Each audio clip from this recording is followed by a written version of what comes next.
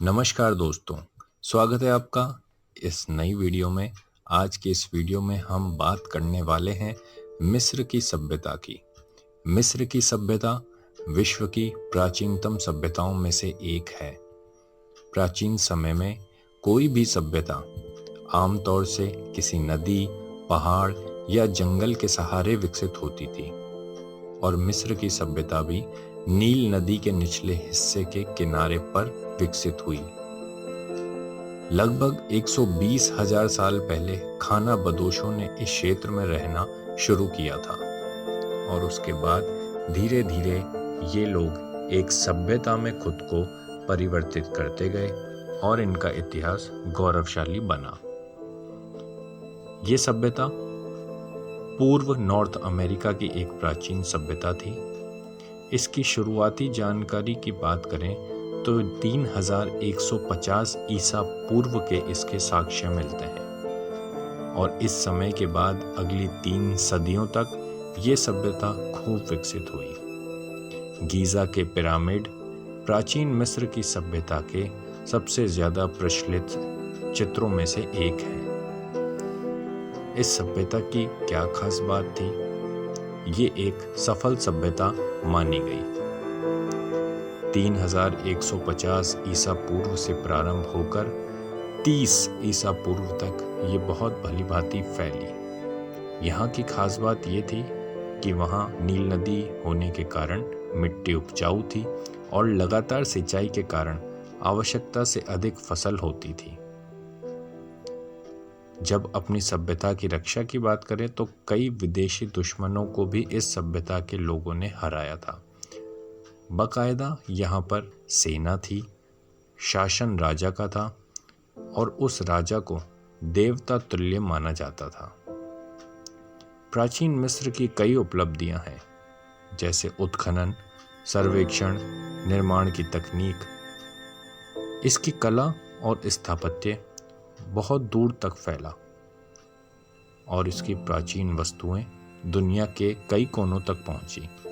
प्राचीन मिस्र के समय सारणी के बारे में जो भी जानकारी उपलब्ध थी वे सभी अनुमानों के आधार पर थी।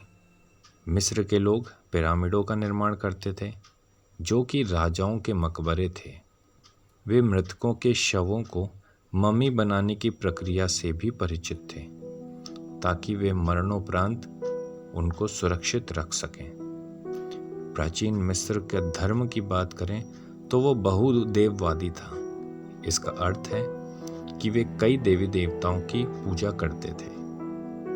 मिस्र की सभ्यता का अंत एक लंबी प्रक्रिया थी जो कई शताब्दियों में पूरा हुआ। यह पतन बाहरी आक्रमणों, राजनीतिक अस्थिरता, आर्थिक समस्या और सांस्कृतिक परिवर्तनों के कारण हुआ था।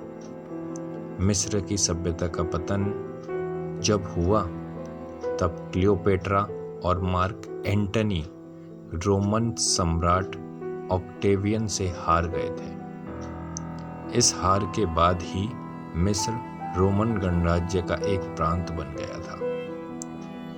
पिरामिड युग, जो कि 3100 ईसा पूर्व से 2500 ईसा पूर्व तक का माना जाता है। उसके बाद मध्यकालीन राज्य, जो कि 2000 से 1750 ईसा पूर्व तक रहा और उसके बाद 30 ईसा पूर्व में जाकर इस साम्राज्य का अंत हो।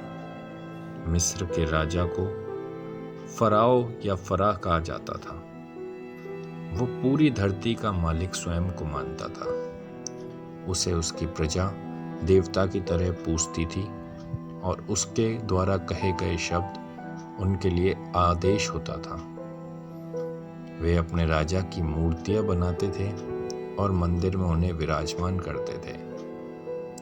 इस तरह की ये सभ्यता अपना अनूठा इतिहास लिए हम सभी के सामने है। इससे जुड़ने वाले लोग, इसके भौगोलिक परिवेश में रहने वाले खुद को इससे जोड़ते हैं और गौरव का अनुभव करते हैं। मेरे साथ बने रहने के लिए शुक्रिया। मिलते हैं अगली वीडियो में। तब तक जय हिंद, जय भारत।